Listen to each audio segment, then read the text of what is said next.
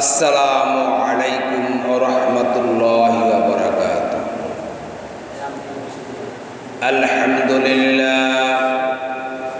আলহামদুলিল্লাহি নাহমাদুহু ওয়া নাস্তাঈনুহু ওয়া নাস্তাগফিরুহু ওয়া নাউযু বিল্লাহি মিন শুরুরি আনফুসিনা ওয়া মিন সাইয়্যাতি আ'মালিনা। মান ইয়াহদিল্লাহু ফালা মুদিল্লা লাহু ওয়া মান ইউদ্লিলহু ফালা হাদিয়া লাহু। ওয়া নাশহাদু আন লা ইলাহা ইল্লাল্লাহু ওয়াহদাহু লা শারীকা লাহু। ওয়া নাশহাদু আন্না সাইয়্যিদানা ওয়া সানাদানা ওয়া হাবিবানা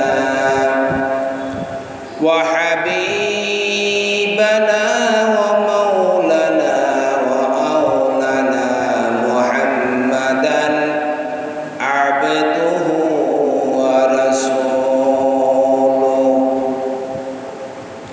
الذي أرسله بالحق بشيرا ونذيرا وداعيا إلى الله بإذنه وسراجا وقمرا منيرا. فقد قال الله تعالى في كلامه المجيد وفي فرقانه الحميد. সকলে আমার সাথে বলুন আউযু বিল্লাহি মিনাশ শাইতানির রাজীম। বিসমিল্লাহির রহমানির রহিম।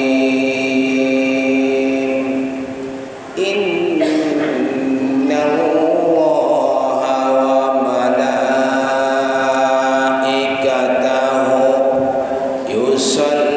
ইউসাল্লুনা আলান নাবী ইয়া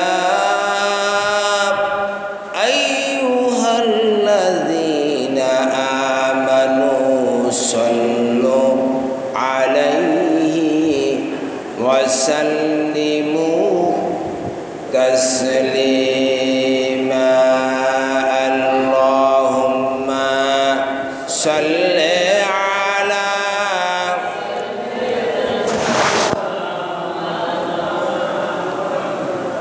ওয়া আলা আলি সাইয়্যিদিনা। اللهم صل على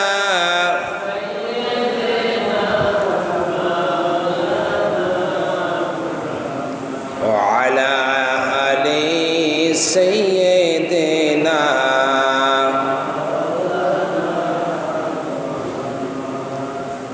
ওগো তায়েফের মাটি ধন্য তুমি, পূণ্য তুমি,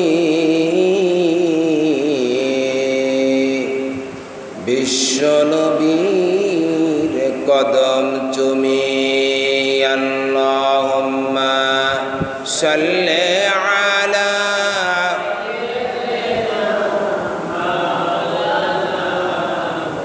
ওয়া আলা আলি সাইয়্যিদিনা। পড়ুন সবাই বালাগাল উলা বিকামালিহি কাশাফাত তুজা বিজামালিহি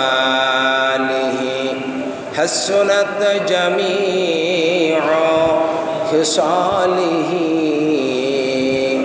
صلوا عليه کہ तूने वफात मोहम्मद से तो हम तेरी है इजहारे सिजे किया लोह कलम तेरी है बलगल उला बिकमालिही कशफत तुजा बिजमालिही हसनत जमीउ खिसालिही सल्लु अलैहि व आलिहि ला इलाहा इल्लल्लाह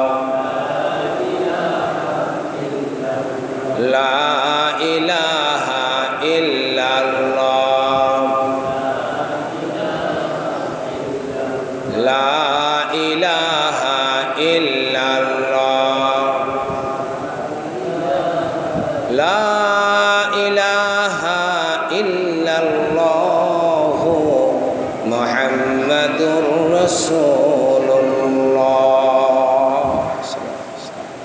अल्हम्दुलिल्लाह सुम्मा अल्हम्दुलिल्लाह। समस्त प्रशंसा पाक परवरदिगारे आलम परम करुणामय सर्वशक्तिमान महान आल्लाह सुबहानाहु वा ताआलार जন্য, যার অপার কৃপায় অসীম করুণায় আজকে পবিত্র জুমাবার সৈয়দুল আইয়াম আমরা একত্রিত হতে পেরেছি। এমন একটি স্থানে আমরা একত্রিত হয়েছি যেটি হচ্ছে পৃথিবীর মধ্যে সর্বশ্রেষ্ঠ স্থানের মধ্যে একটি। এমন একটি মজলিসে আমরা একত্রিত হতে পেরেছি যেটি হচ্ছে পৃথিবীর ভিতরে সর্বশ্রেষ্ঠ মজলিসের মধ্যে একটি। আল্লাহ রাব্বুল ইজ্জতুল জালাল আমাদেরকে পছন্দ করে মনোনীত করে নির্ধারণ করে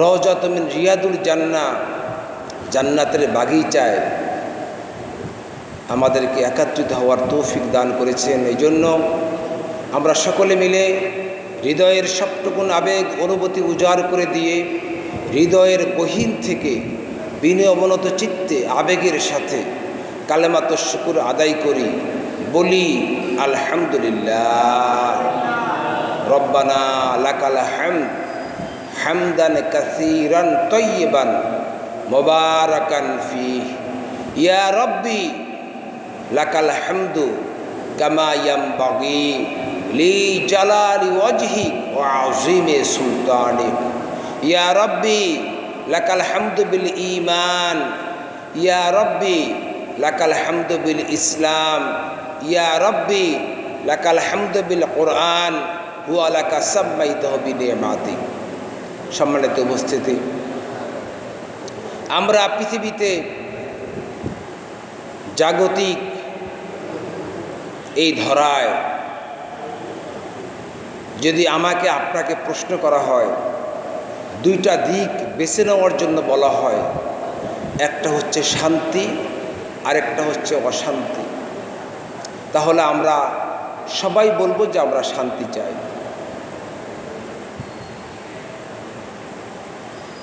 কেউ এই কথা বলবে না যে আমরা অশান্তি চাই, আমরা নৈরাজ্য চাই, আমরা সহিংসতা চাই, আমরা মারামারি কাটাকাটি রক্তপাত চাই, আমরা খুন খারাপি চাই, এই কথা কেউ বলবে না। সবাই বলবে আমরা শান্তি চাই। এখন এই শান্তিটা আসবে কিভাবে? শান্তি আসার জন্য তো একটা মাধ্যম আছে। এই মাধ্যমটা কি? মাধ্যমটা হচ্ছে আল্লাহ রাব্বুল আলামিন আমাদেরকে পৃথিবীতে পাঠিয়ে দিয়ে আমাদেরকে এমনভাবে ছেড়ে দেননি যে আমরা গরু ছাগলের মতো, চতুষ্পদ জানোয়ারের মতো বা অন্য কোনো পশু প্রাণীর মতো আমরা ঘুরে বেড়াবো, চষে বেড়াবো। আল্লাহ রাব্বুল আলামিন আমাদেরকে পৃথিবীতে পাঠিয়ে দিয়ে আমাদের জীবন চলার জন্য to the complete code of life আল কোরআন আমাদের জন্য দিয়েছে। যেমন আমরা যদি বাজার থেকে একটা ঔষধ কিনি, গতকালকে আমি গতকালকে আমি ওই যে এজিথ্রোমাইসিন, আমার মেয়ে বয়স হলো 10 বছরের মতো, 10+ হয়তো হবে। তো ডাক্তার বলতেছে যে অর্ধেক খাওয়াবেন, 500 পাওয়ার তো অর্ধেক খাওয়াবেন।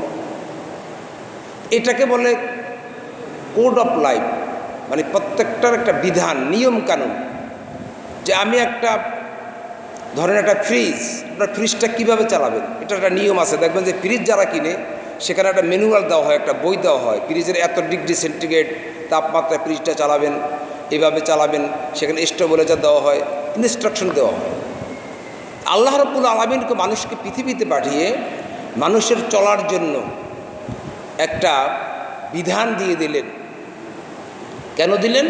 আল্লাহ পাক বলতেছেন, অমা কানাল্লাহু লিয়াজলিমাহুম ওয়ালাকিন কানু আনফুসাহুম ইয়াজলিমুন। যে আমি আল্লাহ পাক এমন না যে তোমাদেরকে পৃথিবীতে পাঠিয়ে ছেড়ে দিব, তোমরা যত্রতত্র যেখানে সেখানে যেভাবে সেভাবে চলাফেরা করবা। আমি এমন আল্লাহ রাব্বুল আলামিন না, আমি জালেম না। ইন্নাল্লাহ আদলুন, আল্লাহ পাক হচ্ছেন সবচেয়ে বড় ন্যায় বিচারক। আল্লাহ পাক আমাদেরকে জীবন বিধান দিলেন। এরপরে আবার হাদিসের কি দরকার ছিল, নবীর কি দরকার ছিল? তো আমরা তো কোরআন শরীফ পেয়েই গেছি, আর কোরআন শরীফের ভিতরে সব কিছুই আছে। দুনিয়া, আখিরাত, জান্নাত, জাহান্নাম, সাতভাগ আকাশ, সাতভাগ জমি, চলার পথেও সব কিছু আছে। তাহলে হাদিসের কি প্রয়োজন ছিল? হাদিসের প্রয়োজন ছিল এই জন্য যে ওই কোরআনকে বুঝতে হলে আমাদের একজন নবীর দরকার আছে, একজন রসুলের দরকার আছে। যেমনিভাবে ক্লাসে যখন শিক্ষক পড়ায় তো বই তো আছেই, তাহলে শিক্ষকের কি দরকার? আপনারা বই দেখে দেখে পড়বেন, এটা কি সম্ভব? কোন স্টুডেন্টকে বই দেখে দেখে পড়তে পারবে? কে পড়াবে? শিক্ষক পড়াবে। এই জন্য বিশ্বনবী বলেছেন, ইন্নামা বুইসতু মুআল্লিমান। তামাম ভুবনের জন্য আল্লাহ রাব্বুল আলামিন আমাকে শিক্ষক হিসাবে পাঠিয়েছে। ওই যে কোরআন, এই কোরআন পড়তে হলে, বুঝতে হলে, অনুধাবন করতে হলে একটা গাইডলাইন দেওয়ার জন্য একজন ব্যক্তির প্রয়োজন। সেই ব্যক্তি হচ্ছে সর্বকালের সর্বযুগের সর্বশ্রেষ্ঠ আদর্শ মহামানব বিশ্ব নবী মুহাম্মদুর রাসূলুল্লাহ সাল্লাল্লাহু আলাইহি সাল্লাম। যেমনি করে ধরুন আল্লাহ রাব্বুল আলামিন কোরআনের মধ্যে বলেছেন, এই যে আপনারা এখানে নামাজ আদায় করার জন্য এসেছেন, আপনাদেরকে উযু করতে হয়েছে। অনেকে বাড়ির থেকে উযু করে এসেছেন, অনেকেই আবার এখানে উযুখানায় উযু করেছেন। আল্লাহ রাব্বুল আলামিন বলে দিয়েছেন, ইয়া আইয়ুহাল্লাযীনা আমানু ইযা কুমতুম ইলা সলাতি ফাগসিলু উজুহাকুম ওয়া আইদিকুম ইলাল মারাফিকি ওয়ামসাহু বিরউসাকুম ওয়া আরজুলাকুম ইলাল কাবাইন। হে ঈমানদারেরা, যখন তোমরা নামাজে দাঁড়াও, হাত দো, পাও দো, মাথা মসহ করো আর মুখ দো। এখন কি করবেন? কি বললেন? হাত কিভাবে দিবেন? হাত কি এখান থেকে একেবারে এ পর্যন্ত দিবেন কাঁধ বরাবর? পাও কি? পাও তো একেবারে নিচ থেকে এ পর্যন্ত পুরাটাই তো পাও। কি বলেন? পাও না? হাত তো এখান থেকে আঙ্গুলের আগা থেকে এ পর্যন্ত হাত, পা হলে এখান থেকে এ পর্যন্ত পাও। তো কিভাবে করবেন এটা দেখার জন্য গাইডলাইন দরকার আছে না নাই? বিশ্বনবী মুহাম্মদ সাল্লাল্লাহু আলাইহি ওয়াসাল্লাম দেখিয়ে দিয়েছেন কিভাবে আমাদেরকে উযু করতে হবে। এই জন্যই বিশ্বনবী, আল্লাহ পাক বিশ্বনবীকে পাঠিয়ে দিলেন আর ঘোষণা করে দিলেন, ইয়া আইয়ুহাল্লাযীনা আমানু দুখুলু ফিস সিলমি কাফা ওয়া লা তাত্তাবিউ খুতুওয়াতিশ শাইতান ইন্নাহু লাকুম আদুউম মুবিন। হে ঈমানদারেরা, তোমরা পরিপূর্ণভাবে ইসলামের মধ্যে প্রবেশ করো, কারণ ইসলামের মধ্যেই আছে শান্তি, ইসলামের মধ্যেই আছে মুক্তি। আল্লাহ রাব্বুল আলামিন আমাদেরকে ইসলামের মধ্যে একটা বড় নিয়ামত দান করলেন। ইসলাম যখন পরিপূর্ণ হলো, ইয়ামুল আরাফা বিশ্বনবী 100 লক্ষ সাহাবী সামনে নিয়ে যখন বললেন, ও আমার সাহাবীরা, আমি তোমাদের সামনে বলতেছি, আমি কি ইসলামকে তোমাদের মাঝে পরিপূর্ণভাবে পৌঁছাতে পেরেছি? তখন সাহাবীরা কি বলেছিলেন?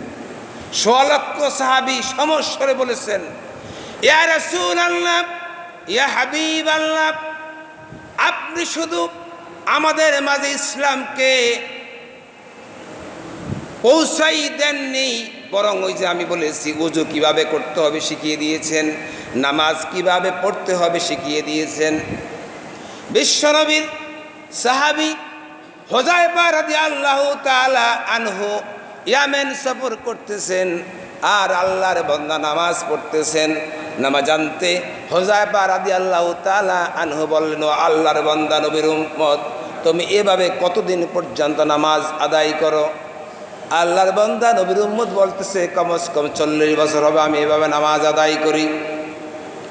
বিশ্বনবীর সাহাবী হুযায়ফা রাদিয়াল্লাহু তাআলা আনহু বলেন, ওগো আল্লাহর বান্দা নবীর উম্মত, তুমি যদি এভাবে এই নামাজ 40 বছর আদায় করে থাকো, আর বিশ্বনবী আমাদেরকে যেভাবে নামাজ শিক্ষা দিয়েছেন, আমি কসম করে বলতে পারি তোমার এক ওয়াক্ত নামাজ আল্লাহর দরবারে কবুল হয় না। এই জন্যই ইসলামের অ্যানালাইসিস, ইসলামকে আমাদের সামনে অ্যানালাইসিসের জন্য একজন মহামানবের প্রয়োজন ছিল, যাকে আল্লাহ পাক আমাদের জন্য পাঠিয়েছেন। আর বিশ্বনবী যেদিন ইয়ামুল আরাফার দিন তার হজের ভাষণে বলেছিলেন, আমি কি তোমাদের মাঝে ইসলামকে পৌঁছাতে পেরেছি? 100 লক্ষ সাহাবী সমস্বরে বলেছিলেন, হে আল্লাহ রাসূল সাল্লাল্লাহু আলাইহি ওয়াসাল্লাম, হে রহমাতুল আলামিন, আপনি আমাদের মাঝে শুধু পৌঁছে দেননি, ইসলামের প্রত্যেকটা বিধিবিধান আপনি আমাদের মাঝে পুঙ্খানুপুঙ্খানুভাবে আমাদেরকে বুঝিয়ে দিয়েছে। নবীজি বলেছেন, আল্লাহুম্মা